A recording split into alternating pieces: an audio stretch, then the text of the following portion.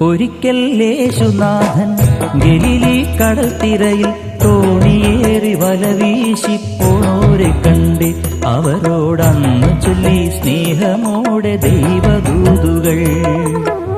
ഒരിക്കൽ യേശുനാഥൻ ഗലീലി കടൽത്തിരയിൽ തോണിയേറി വലവീശി പോണോരെ കണ്ട് അവരോടന്ന് ചൊല്ലി സ്നേഹമോടെ ദൈവദൂതുകൾ.